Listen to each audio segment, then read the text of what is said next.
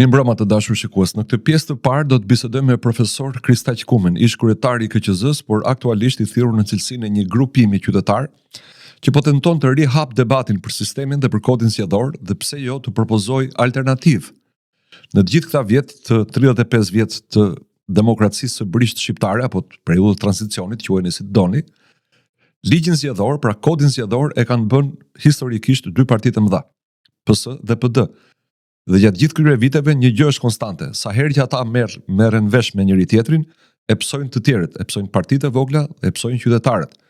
Sot është bërë pothuajse e pamundur të hysh në fushën politike, pra të krijosh një parti të re dhe të hysh në parlament, përveç se në raste ekstreme dhe me përfaqësim shumë të ulët, si ajo që pam në zgjedhjet e kaluara, pikërisht sepse sistemi është i mbyllur, është projektuar për të larguar alternativat, për t'ia vështirësuar jetën të gjithë tjerëve, për të siguruar pra një bipartitizëm, një bipolarizëm konstant PS-PD, dhe nga ana tjetër për të garantuar pushtetin absolut të liderëve respektiv të këtyre dy partive brenda grupeve të tyre parlamentare.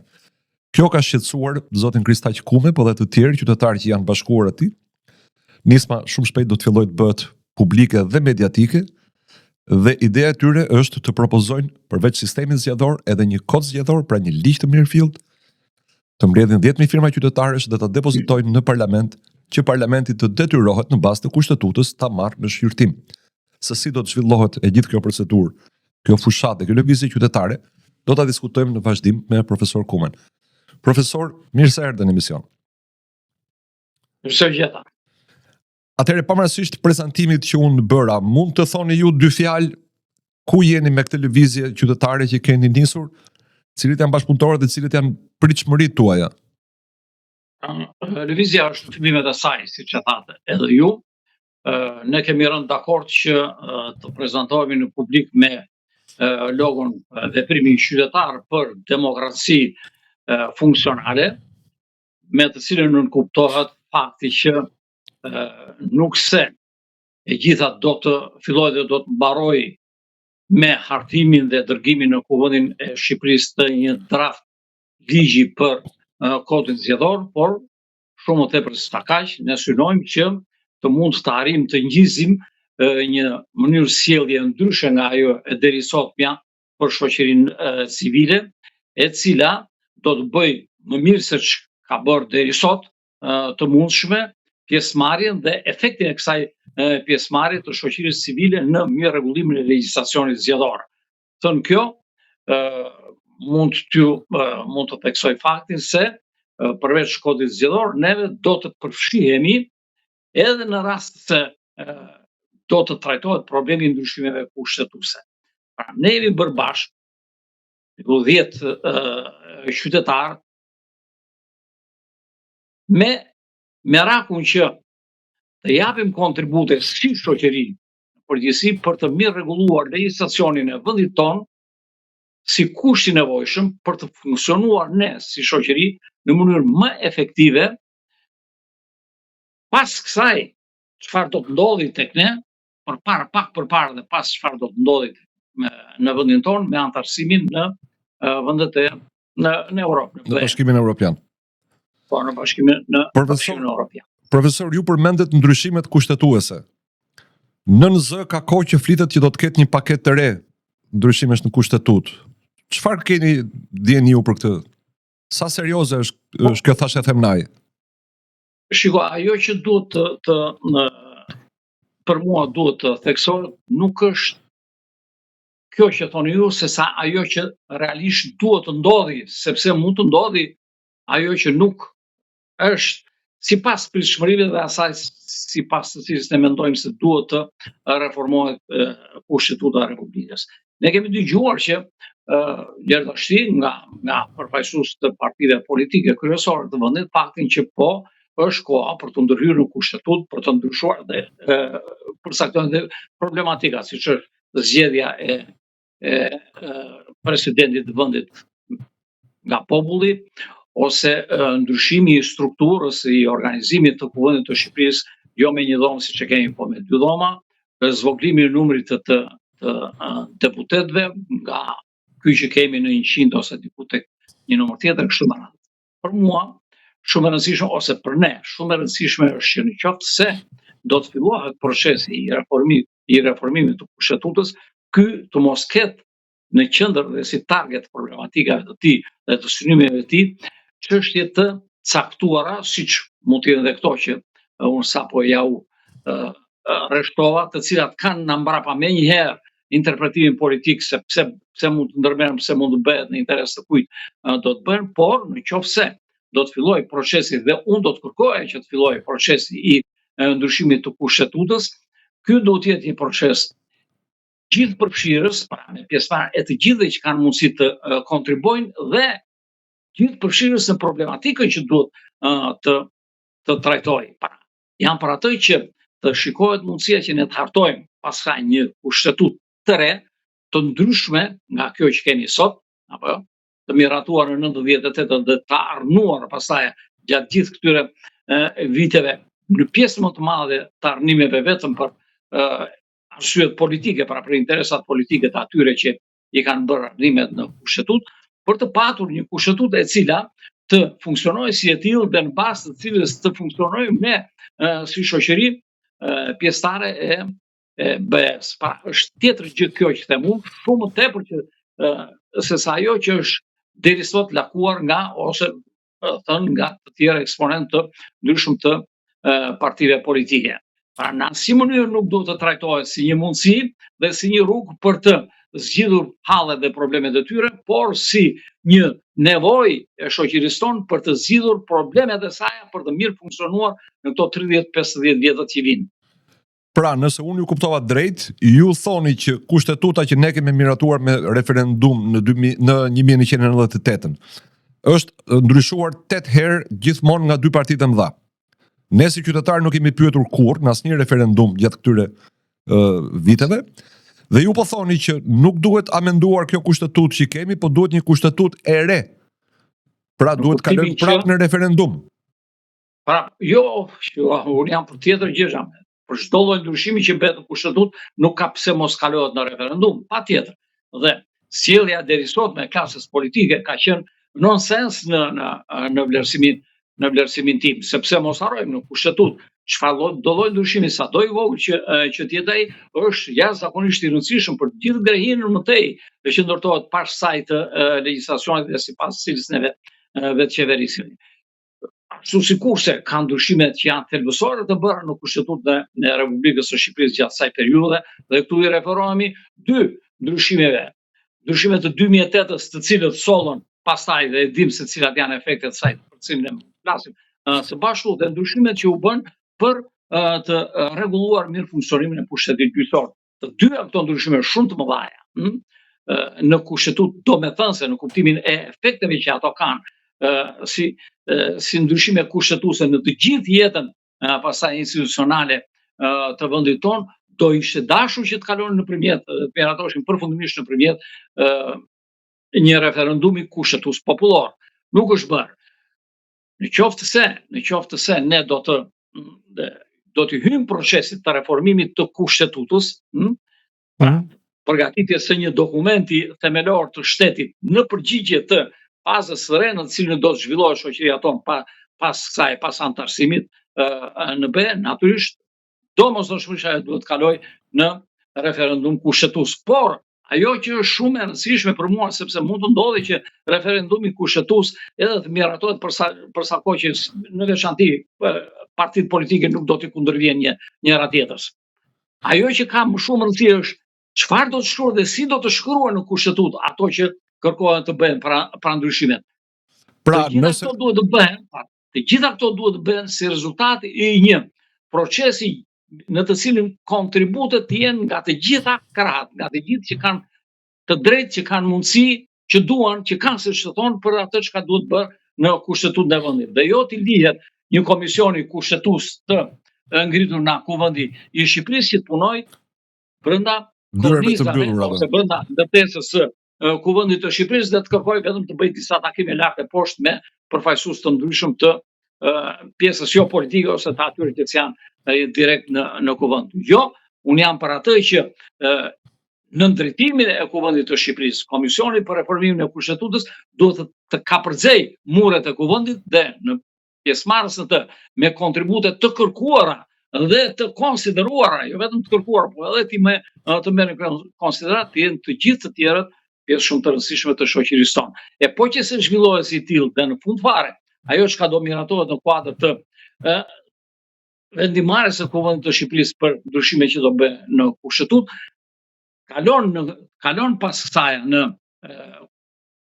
referendum të përgjithshëm, referendum Kushtetut, merr dhe vulën e sovranit dhe e mbyll, si thua, ciklin e kërkesave dhe standardeve që kanë të bëjnë me kërkesat dhe standardet që duhet të respektohen, medomosdo në rastet kur bëhen ndërhyrje dhe realizohen ndryshime esenciale në legjislacionin e një vendi.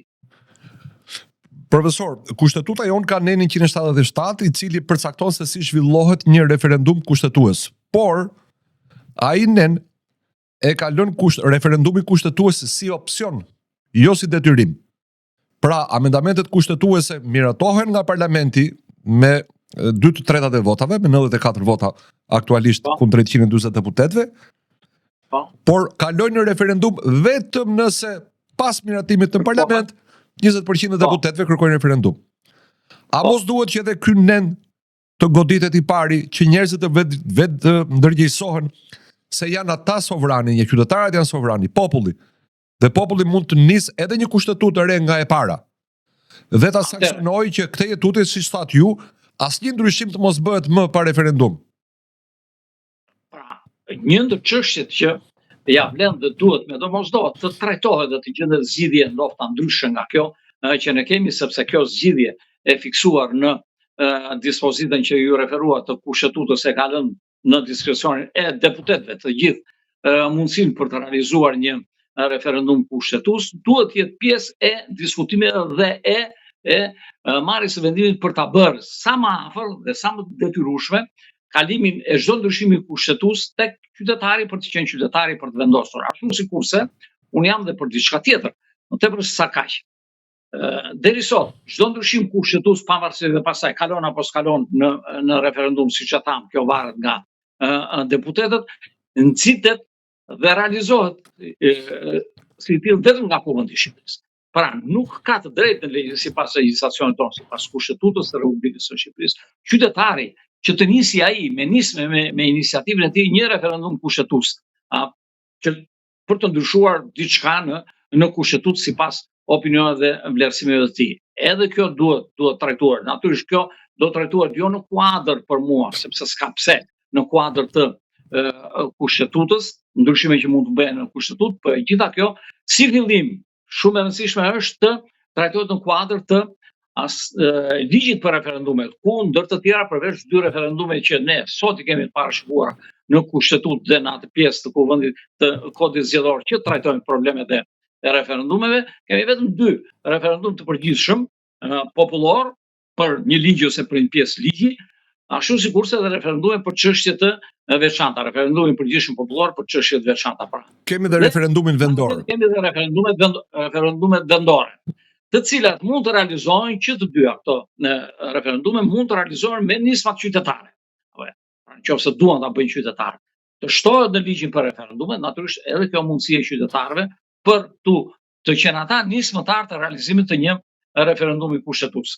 E thënë kaq, unë do të theksoja faktin që jemi në Kushtetutë pas kaq vjetëve, nga 98 deri sot, të vetë qeverisur me këtë Kushtetutë siç e kemi, me gjithë ndryshimet e herpasëshme të bëra në të, jemi në periudhën ku ne duhet të bëjmë ndryshimet e Kushtetutës në të gjitha çështjet, të cilat janë sensitive dhe kanë vlera për të trajtuar si tilla në të ardhmen e vetë qeverisjes së kësaj shoqërie dhe këtij shteti.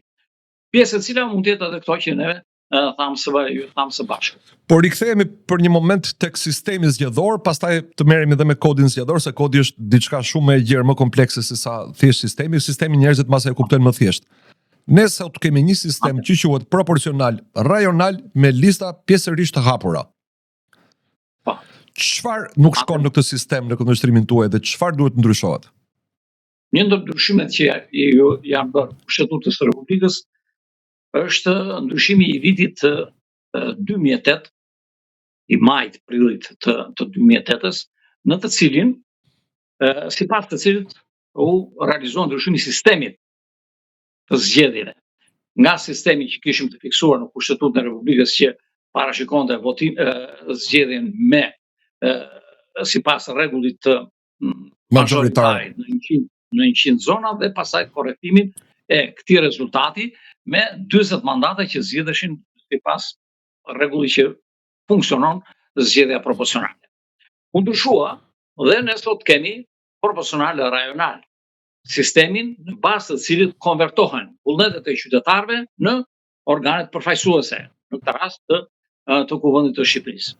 Është zbatuar ky sistem me lista 100% të mbyllura dhe në zgjedhjet e fundit të 2021-shit me lista pjesërisht të mbyllura për diku 3-4 zgjedhje për Kuvendin e Shqipërisë dhe ka treguar tashmë, ka dhënë informacion të bollshëm për të treguar se cilat janë pikat e dobta të këtij sistemi dhe ku mund të kërkohet të ndërhyet dhe si mund të ndërhyet, duke e trajtuar këtë të dytën, ndërhyrjen në 2 plane. Plani i parë, të ndryshohet sistemi, mënyra se si sistemi është përcaktuar në Kushtetutë, pra të bëhet ndryshimet kushtetuese, që mund të jetë pjesë e gjithë asaj problematike që tham pak më përpara lidhur me ndryshimet që mund të bëhen në Kushtetutën e Republikës së Shqipërisë, ose pa ndryshuar fare Kushtetutën e Republikës, duke bërë ndryshimet e nevojshme në kodin zgjedhor.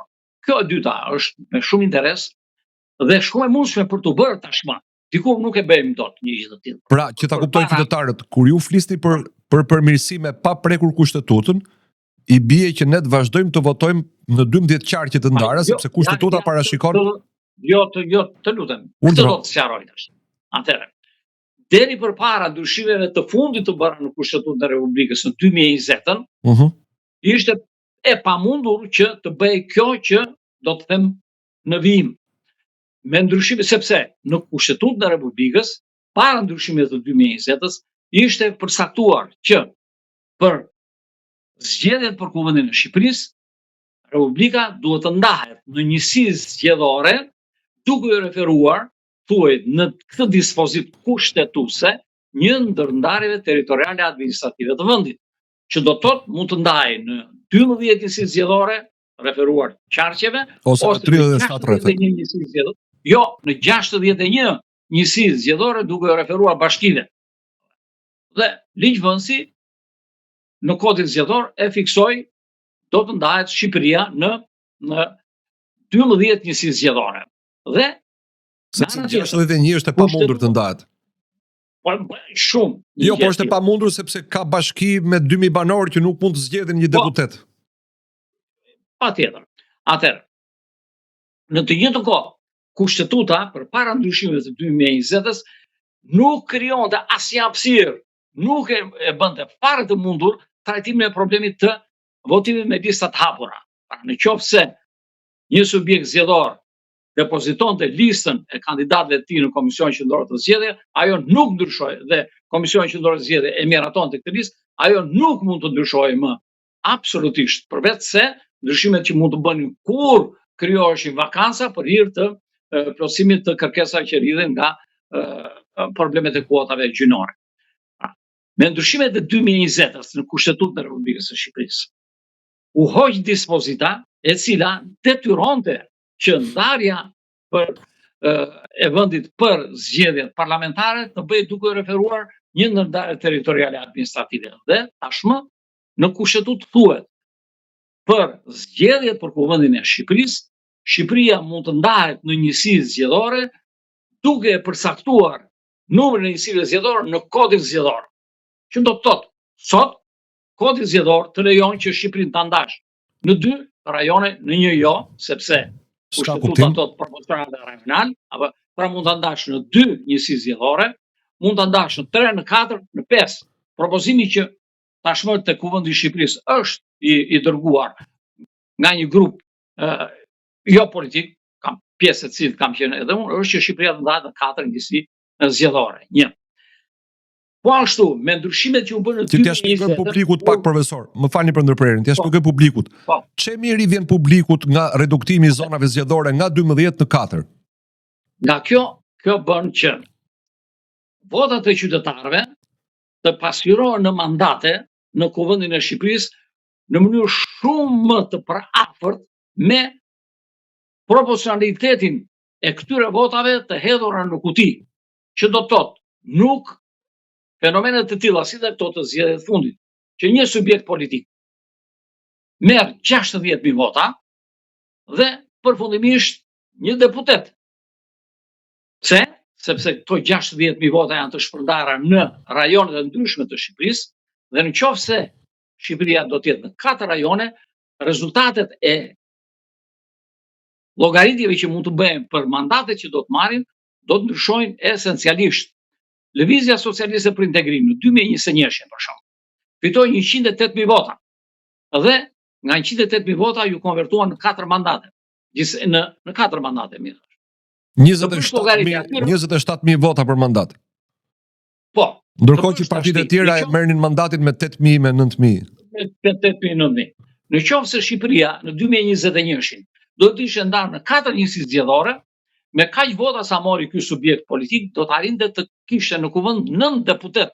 Pra janë 5 deputet të humbur të subjektit përkatës, por akoma më shumë se sa kaq janë vota të qytetarëve që kanë mbështetur. Profesor, po nëse LSI do të kishte marrë 9 deputet, apo nëse Lëvizja Bashkë do të merrte 4, 5 apo 6 deputet, mund të shpjegojmë publikut cila parti do t'i humbte këto mandate? Atëherë, këto mandate kryesisht do t'i humbte partia e parë, pra Partia Socialiste, sepse formula që përdoret aktualisht e fiksuar në kodin zgjedhor për ndarjen e mandateve midis subjekteve zgjedhore, jo kandidatëve të tyre, por midis subjekteve zgjedhore, është që quhet formula Thont, pjesësimi me 1, 2, 3, 4, 5 kështu me radhë, është ndërtuar për të favorizuar të parin në zgjedhje. Dhe kjo nuk është bërë pa qëllim nga ai Thonti, shkencëtari i asaj kohë që e ka formuluar këtë gjë, por është bërë për arsyen e vetme se dihet që sistemet proporcionale në helbin e tyre janë të tillë që ato prodhojnë përfaqësim shumë më të mirë në Kuvendin e Shqipërisë, por mazhoranca të paqëndrueshme.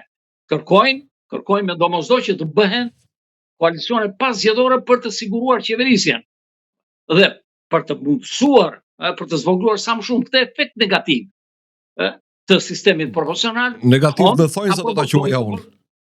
Si? Unë do ta quaja negativ dhe thonjza. Jo, negativ, po flasim teori tash. Po. Negativ, ai ka ndërtuar formulën Thont që favorizojnë të parin. Po. Kryesisht të parin dhe pastaj të dytin.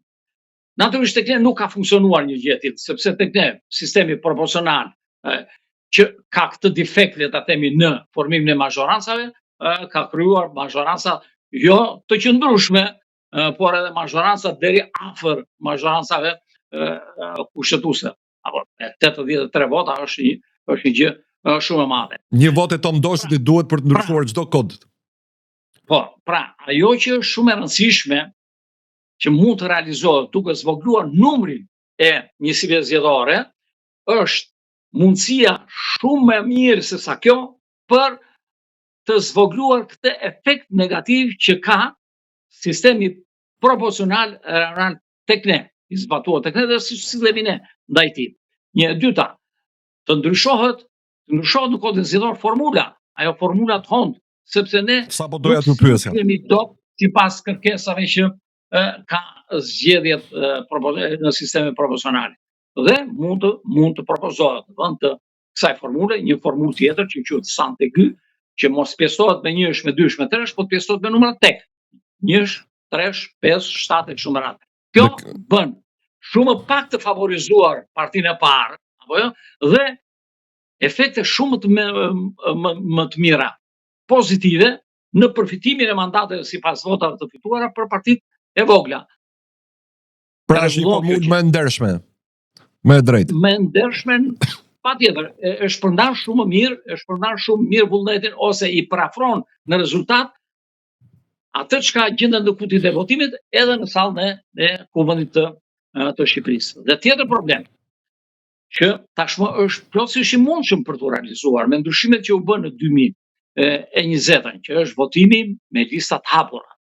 Natyrisht, klasa politike ose majoranca, e cila e ndërmori dhe realizoi pasaj me atë pjesë e mbetur të opozitës, deputetëve të mbetur në Kuvendin e Shqipërisë, ndryshimet kushtetuese të 2020-s, nuk ishte në fakt realisht mbështetëse e kësaj kërkese të qytetarëve. Megjithëse ndryshimet dhe ndryshmet në kushtetutë u bën në emër të kërkesës së qytetarëve, pa përplotësuar kërkesën e qytetarëve.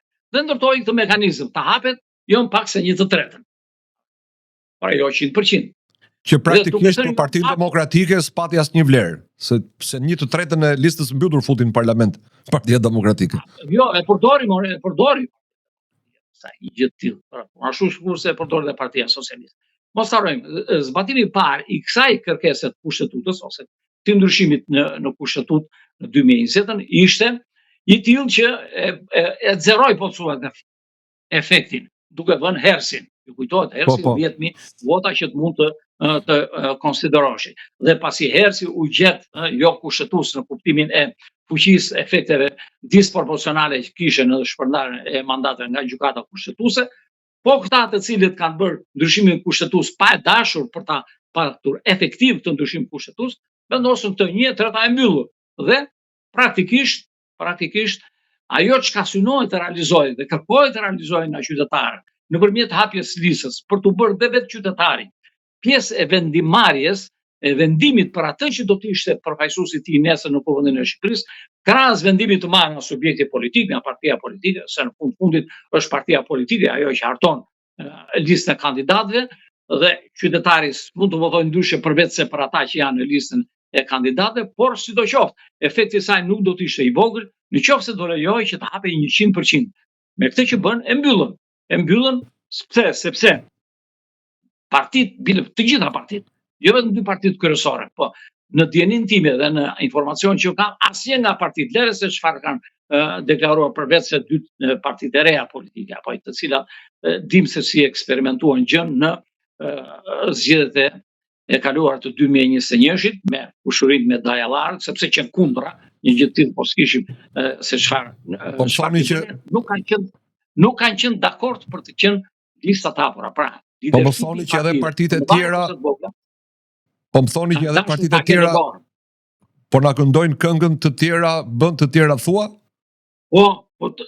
Po në them kështu ka qenë. Përveç se po them partitë e reja politike, të cilat u deklaruan se neve do të shpijem në Kuvendin e Shqipërisë ata që do duan qytetarë dhe bën atë listën me 1/3 me familjarët e tyre dhe ndim pastaj se çfarë efekte pati një gjë tjetër. Gjë që do të thotë që nëse do t'i hyet ndryshimeve në kodin zgjedhor dhe që janë të mundshme për të bërë këto ndryshime në kodin zgjedhor, sepse Kushtetuta e Republikës së Shqipërisë me ndryshimet e 2020 se e krijojnë terrenin e mbështetjes legjislative për të bërë këto ndryshime lidhur me mënyrën se si zbatohet sistemi proporcional rajonal, janë 3 momente që duhen të trajtohen dhe të zgjidhen, për të cilat ne kemi bërë të gatshme edhe propozimin në nivelin e shkrimit të dispozitave ligjore përkatëse.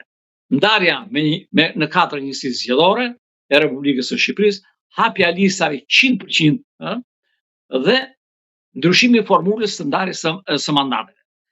Kjo e dyta, hapja listave 100%, duke patur parasysh ndarjen në 4 njësi zgjedhore, ç'bën për mua deri duke shpënd deri gati në 0 efekti negativ që pati ndryshimi që ju bën në Kushtetutën e Republikës së Shqipërisë, dispozitës e cila lejonte dikur dhe tash nuk e lejon më garimin me koalicione parazgjedhore, ku çdo subjekt antar i koalicionit të garonte me listën e vet. Pra duhet garantoj kodi zgjedhor edhe të drejtën e koalicioneve parazgjedhore. Jo. Kështu siç është i shkruar, pra që e parashikon koalicionin, por me atë trukun që kanë bërë politikanët aty që ka një koalicion, por formalisht do njihet vetëm njëra nga partitë dhe Komisioni Qendror i Zgjedhjeve do punojë vetëm me njëra nga partitë, që do thotë lista do hartohet nga partitë. Të eliminohet ky artific. Lista e kandidatëve do hartohet nga të gjitha partitë e koalicionit, pra do kenë njerëz të tyre, kandidatë të tyre partitë e koalicionit, por do dërgohet në Komisionin Qendror të Zgjedhjeve nga një parti, do dërgohet nga partia dhe E kuptova pra. Pra duam që ta kthejmë koalicionin siç ka qenë, që të kenë të gjitha partitë emrin e vet në fletën e votimit. Jo, nuk ka, bile po tjetë ashtu, do të ngarkohet edhe partitë më shumë më tepër se sa, sepse, dëgjoj edhe një herë. Mendoje, në një zonë zgjedhore janë 40 mandate që janë në garë. Partitë e koalicioni harton një listë me 40 kandidatë. Po. Ku partia A, B dhe C që janë partitë vogla kanë vënë kandidatën e tyre, nga një emër. Lista është 100% e hapur. Po. Që do të thotë, kandidati A i partisë A duhet të marrë në qoftë se është realisht subjekt që ka fuqi elektorale, të gjithë votat parapërqyese të mbështetësve dhe kandidatëve të këtyre atij koalicioni. Njerëzit që mbështesin partinë A. Kështu që nuk ka pse partia të thotë që ka fuqi elektorale duke kërkuar që të votohet sigla e saj, dhe të ketë 40 kandidat, kur vetëm një mandat mund të zgjedhë gjithsej, por ka shumë rëndësi që në listën duke qenë lista 100% e hapur, unë si mbështetës i kandidatit të kësaj partie jap votën time parapërqyese këtij kandidati dhe gjithë votat parapërqyese të kandidatit të partisë A, në fakt janë votat që mbështesin partinë A. Pra, zgjidhet konflikti që deri sot është konsideruar që ka vepruar ka vepruar në funksion të interesit të partisë socialiste e gjitha kjo që u bë me mos lejimin e koalicioneve para zgjedhore. Le ta bëjmë edhe një herë. Zvoglojmë i numër i njësive dhe hapja 100% e listave tregon se sa i zoti je voto. Absolutisht dakord. Profesor, unë me gjitha idetë që prezantuat ju këtu, qoftë me ndryshimin në sistemin dhe në kodin zgjedhor, qoftë me mënyrën se si duhet shikohet kushtetuta në të ardhmen si diskutim popullor përpara miratimit, po miratim detyrimisht me referendum. Edhe për këtë jam absolutisht dakord me të dyja duart. Ju përmendët shkarazi ligjin për referendumet. Teorikisht ne kemi të drejtën kushtetuese, e përmendëm edhe dispozitat kushtetuese që na japin të drejtën në teori të bëjmë referendum, në praktik kodi zgjedhor na e pamundson referendumin. Çfarë ndryshimesh duhen bërë?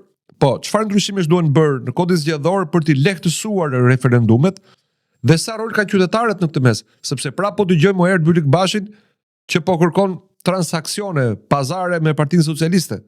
Qytetarët janë prapë jashtë diskutimit. Lidhur me mundësinë për të ushtruar qytetarit të drejtën e tij nëpërmjet një referendumi, që është një ndër instrumentat më të fuqishme të demokracisë së drejtë për drejtë. Zgjidhja për mua në nivelin e legjislacionit, paktën për mua është zbatimi i asaj që është rënë dakord dhe është e fiksuar në kodin zgjedhor që klasa politike i ka dhënë detyrë vetes saj që të hartojë ligjin e ri për referendumet. Pra, nuk ka pse neve të arnojmë kapitullin që trajton referendumet në kodin zgjedhor, por le të zbatojmë atë që tashmë është e përcaktuar në kodin zgjedhor. Detyrimi që rrihet për saj është hartohet ligji i ri për referendumet. Që është edhe detyrim kushtetues.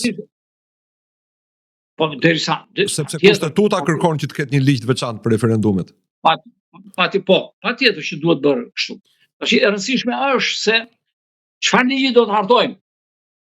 Do të hartojmë një ligj i cili do të jetë copy paste në përmbajtje dhe në mundësitë që lejon me atë që kemi të parashikuar në kodin zgjedhor të Republikës, apo do të kemi një legjislacion i cili të jetë miqësor, le ta quajmë, me këtë të drejtë që kanë qytetarët. Unë jam për të dytën, sepse po t'i referohemi asaj të parës, absolutisht është e zorshme që të bëhet një referendum i përgjithshëm dhe të jetë i suksesshëm.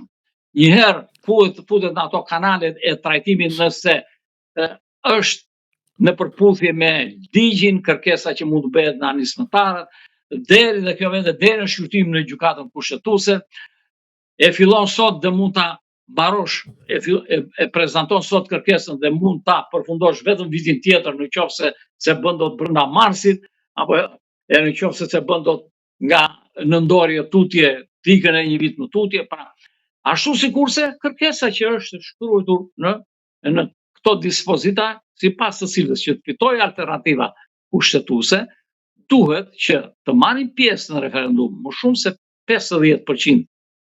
Jo, të votojnë pro alternativës më shumë se 50% e zgjedhësve që marrin pjesë në referendum, por ky numër të mos jetë më i vogël se 1/3 e listës së zgjedhësve të Republikës së Shqipërisë. 1/3 e numrit të listës.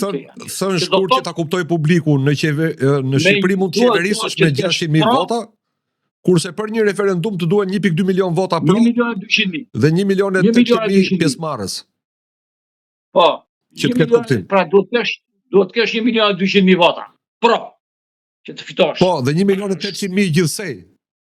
Se duhet jetë patjetër të 1.800.000 gjithsej, për ndryshe jo, 1.800.000 të marrin pjesë, por ama. Po pra, këtë po them. Por ama, nga ata që do të jetë. Po këto kushte nuk janë për qeverinë që bën gjitha ligjet për 4 vjet.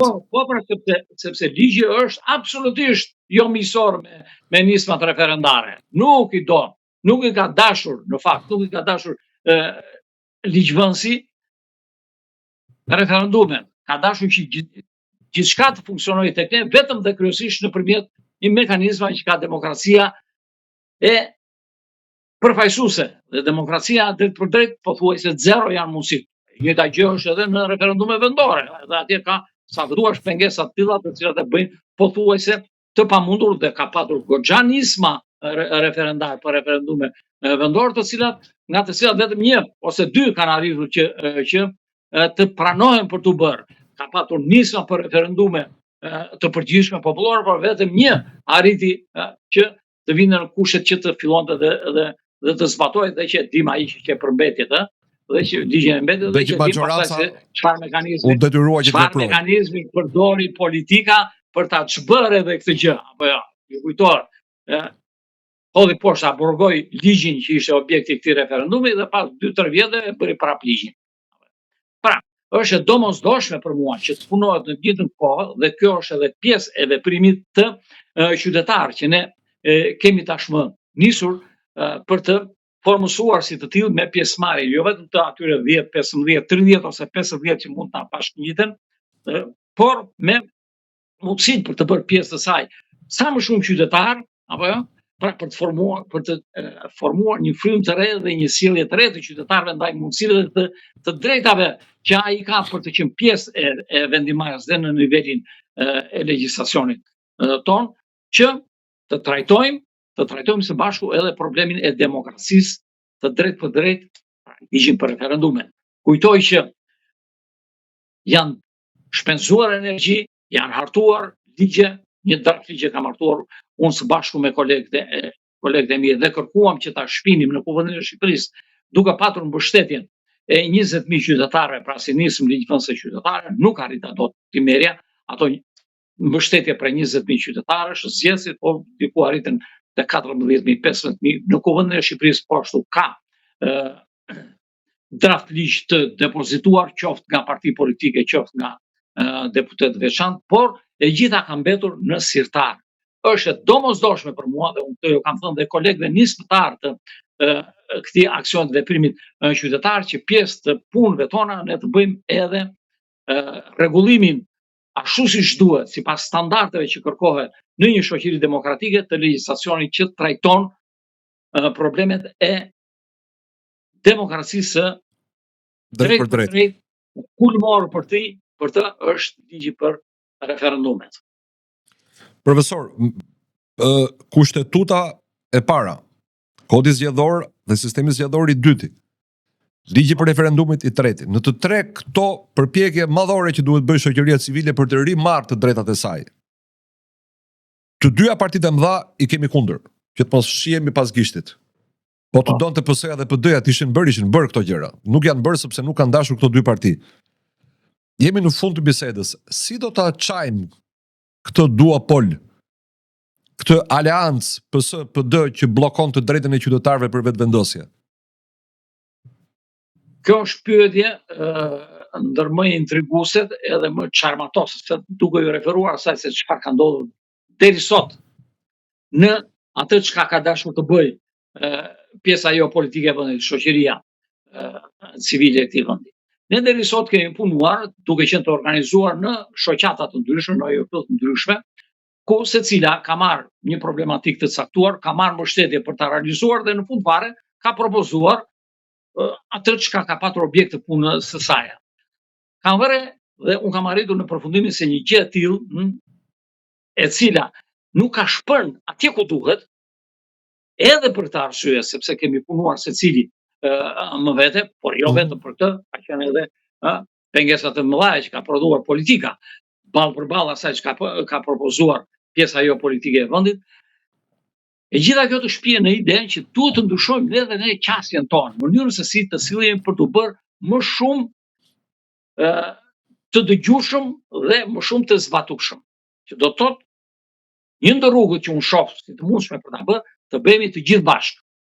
Në qoftë se duam të shpijem diçka për të kontribuar nëpërmjet saj për shembull në ndryshimin që duhet bërë në kodin zgjedhor, nuk ka pse ti themi partive politike ose Kuvendit të Shqipërisë që ke propozimet e organizatës A, rekomandimet e organizatës B, të organizatës C kështu me radhë, po që të gjithë së bashku ne të çojmë një propozim tonë. Ja u kam bërë thirrje organizata të ndryshme të shoqërisë civile për ta bërë këtë gjë.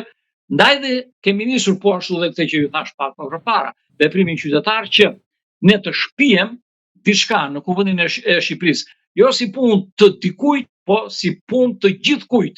Dhe gjithkujt kam parasysh edhe qytetarin të cilin duhet ta bëjmë të ndërgjegjshëm për të qenë pjesë e saj, dhe kjo formalisht kuptohet se ka mundur që të realizoj, të filloj të realizohet nëse arrim të çojmë drafte për ndryshime ligjore nëpërmjet nismës ligjvënëse qytetare, pra të kemi mbështetjen e jo pak se 20.000 zgjedhësve shqiptar, por jo vetëm kaq, të vazhdojmë pastaj me presionin i cili kërkon natyrisht sjellje ndryshe nga kjo, nuk them demonstrata e greva, por hajde të mendojmë se si ne mund të ushtrojmë presionin dhe ndaj partive politike, presioni i cili nuk bëhet më nga një organizat, nga një grupim, po bëhet nga një shumim organizatas, nga një shumim qytetarësh. Është e lehtë për të thënë, kështu siç unë po artikuloj, shumë e vështirë dhe sfidë shumë e madhe për të realizuar. Por duhet patjetër të angazhohemi të bëjmë secili nga ne të bëj ç'është e mundur për ta bërë sa më të mundshme një gjë të tillë. Profesor, pa dashur t'ju fyej, ju keni një farmoshe. Ju nuk keni 20 vjeç. Po. Pse vrisni mendjen kaq shumë për të rregulluar Shqipërinë? Shqiptarët po ikin. Po marrin valizhet, po ikin në Gjermani, në Amerikë, në Kanada, ku të munden. Duket se të dorëzuar. Unë i takoj brezit që morën përsipër dhe realizuan ndryshimin e madh në fillim të viteve 90. Brezi i cili kur u angazhua deklaroi ndër të tjera që me atë sloganin e famshëm tash e duam Shqipërinë si gjithë Europa. Kaluan 35-36 vjet. Ky brez tashmë zvendçohet. Si rregull, jetësia e një brezi kaq është, apo jo. Por është në detyrën e këtij brezi, në detyrën morale e brezit, do thosha unë, të reflektoj për atë që arriti të bënte në funksion të asaj që deklaroi se do të bënte. Përfundimin nëse të paktën unë vlerësoj është që ne jemi larg asaj që deklaruam se do të bënim dhe do të linim si trashëgim pastaj për jetët e tyre, fëmijëve tanë brezit që është duke na zvendësuar. E për sa kohë që jemi akoma borzhlinj, sa kohë që të kemi fuqinë, sa kohë që të kemi energji, s'ka pse të shteremi dhe të themi, boll, unë të rri, tani po rri në mënyrë të figurshme pranë xhakut dhe po shikoj se çfarë do të bëjnë të tjerët. Unë së bashku me gjithë vërsnikët e mile, ta themi, po që se kemi fuqi, sa të kemi fuqi, s'kemi pse të kursejmë veten tonë, por të jemi pranë fëmijëve tanë. T'ju provokoj edhe pak, profesor? Po.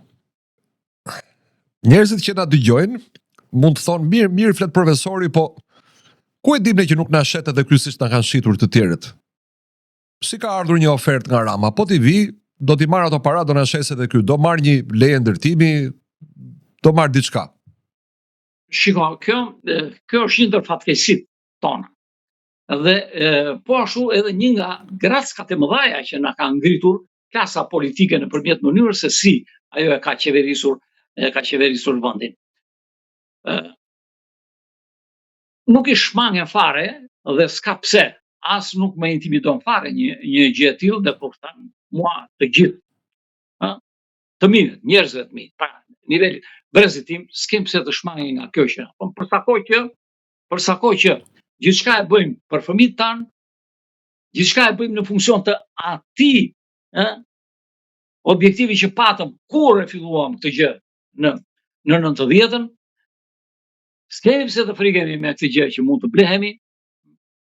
Integriteti nuk prodhohet dhe nuk imponohet duke bërë deklarata, integriteti realizohet dhe perceptohet për secilin nga ne me atë që kemi bërë gjatë gjithë jetës tonë. Kështu që nëse do ta kthejmë në nivelin personal, kush mendon se mundet që të kundërvihet një gjë të tillë në këtë mënyrë, le të shikoj çfarë ky person që po flet ka bërë në gjithë jetën e tij, dhe si unë nuk jam pak, janë shumë të cilët kanë vepruar dhe nuk kanë përfituar. Nuk janë përdorur. Pra mund ta themi me plot gojë se koha është e maskarënjve, por Shqipëria është e shqiptarëve. Absolutisht po. Dhe duhet të bëjmë ç'është e mundur që Shqipëria të jetë realisht e shqiptarëve, dhe jo si slogan shqiptarëve, por si një gjë prekshme me dorë e jetueshme çdo ditë të çdo orë të ditës. Pra mund të themi në fund të bisedës se sovranizmi dhe demokracia direkte shkojnë bashkë dorë për dorë, përndryshe nuk funksionon njëra pa tjetrën? Shiko, ne kemi rënë dakord që të vetë qeverisemi sipas rregullave të demokracisë, që i ka dy komponente shumë të rëndësishme, demokracinë drejt për drejt dhe demokracinë përfaqësuese. Ku çdon njëra, efektet e saj janë edhe tek tjetra, sepse rezultatja është sinergjia e mënyrës së të ushtruar të dy këtyre mundësive të mëdha që ofron një shoqëri demokratike. E ne kemi çeduar në këtë gjë deri sot, apo i kemi dhënë njërës më shumë përparësi se tjetër, dhe bile edhe brenda njërës i kemi dhënë më shumë përparësi grupit sesa të tërës, sesa shoqërisë, gjë që e parë dhe është shumë e rëndësishme që të pranohet dhe të shikohet drejt në sy, sepse vetëm kështu mund të reflektosh pasaj për atë që s'ke bërë mirë dhe të kuptosh se pse s'e ke bërë mirë dhe çfarë duhet bërë për ta bërë më mirë. Pra, është proces për mua. Nuk ka pse të themi këta që na e bën kështu janë përgjegjësit, jo, këta kaj ditën të bëjnë ose kaj donin të bënin sepse s'dinin të bënin dot më ndryshe gjën, por shoqëria duhet të pranoj faktin që asgjë nuk arrihet me njëherë, e gjitha është proces dhe në këtë proces më vështirë se kushdo tjetër është procesi i formimit të kulturës për sjellje demokratike. Dhe me siguri me këtë lëvizje, nëse fillojnë nismat ligjore nga qytetarët për propozim ligjesh në kuvend, nëse fillojnë nismat për referendume, do të kemi një kulturë të re demokratike në këtë shoqëri dhe klasa politike do ta ketë shumë më të vështirë jetën nga sa e ka pasur deri tani. Këtë synojmë që të bëjmë. Profesor, ta bëjmë qytetarin të marrin në dorë fatet e tija dhe të përdorin në maksimum atë që është rënë dakord, qoftë edhe me referendumin e 98-s në Kushtetutën e Republikës së Shqipërisë, që ne jemi sovran dhe sovranitetin e ushtrojmë nëpërmjet votës dhe nëpërmjet pjesëmarrjes. Nuk është kot e shkruar në Kushtetutë që 20.000 qytetarë kanë të drejtën ligjvënëse, pra të propozojnë një draft ligji. Nuk po dim se si ta përdorim, por përpara e kemi. Hajde të reorganizohemi me njëri tjetrin për ta bërë sa më shumë të mundshme, sepse në këtë mënyrë do ta kemi më të mirë jetën dhe nuk do ta kërkojmë zgjidhjen jashtë, por do të kërkojmë zgjidhje këtu brenda me njëri tjetrin. Profesor, kur po bisedonim për përgatitjen e kësaj interviste, më thatë që gjysmore është shumë për të folur. Po kemi folur gati 50 minuta dhe mua nuk më duk shumë. Dhe jam i bindur që edhe qytetarëve që na ndjekin nuk i duket shumë. Gjithsesi, meqense se jemi në fund, pyetja e fundit, realisht e fundit, zotohem të mos bëjmë pyetje të tjera. Kur do të jetë aktiviteti i radhës i këtij grupimi të veprimit qytetar, aktiviteti publik me cilin qytetarët mund të njihen, mund të bashkohen, mund të angazhohen, pra mund të antarësohen, nëse mund ta përdorim termin antarësim. Okej, atëherë në takimin e radhës që ne do të bëjmë si nismëtar, ne do të ftojmë të tjerë që të na bëjmë bashkë dhe aty edhe do të përcaktojmë, po ashtu në draftet jemi duke hartuar, do të përcaktojmë edhe rregulla sipas cilës duhet punojmë së bashku me njëri tjetrin, duke ju referuar segmentet të ndryshme të punës ose problematika të ndryshme të punës që do keni. Dakor, po si mund t'ju ndjekin qytetarët? Si mund të jenë qytetarët në kontakt me ju për të marrë lajme? Atëherë, duke përdorur të gjitha mundësitë, kanalet e informimit të qytetarëve, siç është edhe kjo që po bëjmë së bashku me njëri tjetrin. Unë jam i angazhuar që në të gjitha rastet kur mund të më krijohet mundësia të flas dhe të kërkoj po ashtu të më krijohet mundësia që të flas për këtë nisëm dhe çfarë synojmë të bëjmë ne me këtë gjë. Unë ju kam dërguar kolegëve të mi tash dhe draftin e një thirrje për të gjithë qytetarët e Republikës së Shqipërisë, qytetarët tanë, bashkëdhetarët tanë, brenda dhe jashtë kufive të Shqipërisë, që të shprehen. Dhe ata nëse janë dakord që të radhiten karaknesh. Pra, si më them, siç mos ta quajmë letër të hapur, po një thirrje të hapur për çdo. Nëpërmjet të cilës shumë shkurt i tregojmë se çfarë na shqetëson dhe çfarë mendojmë dhe duhet që të bëjmë së bashku. Ju faleminderit shumë, profesor. Është shumë komplekse, kërkon punë nga të gjithë që janë dakord të jenë pjesë e saj, dhe mbi të gjitha është sfidë e madhe, sepse është problem i cili në themel të tij, në qendër të tij ka kulturë formimin e sjelljes, të formosh, të marrësh përsipër që të bësh ndryshime në kulturë, në sjellje. Kjo është sfidë jashtëzakonisht e madhe. Më shënoni dhe mua, ka qenë një titull drame në kohën e komunizmit. Dhe ju garantoj dhe ju ftoj që në këtë platformë, pra në këtë podcast, të gjeni hapësirën tuaj ju dhe bashkëpunëtorët tuaj. Kjo platformë do të jetë platformë anti-PSPD, e hapur për alternativat qytetare. Dhe shpresojmë që të tjerë nga lëvizja juaj do të na bashkangjiten në episodet e ardhshme. Faleminderit për mundësinë. Edhe unë ju falenderoj shumë, profesor, dhe do ta mbyll të dashur shikues duke u përmendur edhe një herë dy vargjet nga poema e famshme e poetit Ali Aslani. Shqipëria është, koha është e maskarëve, por Shqipëria është e shqiptarëve se Kristaq Kume me shok. Miru pafshim javën e ardhshme.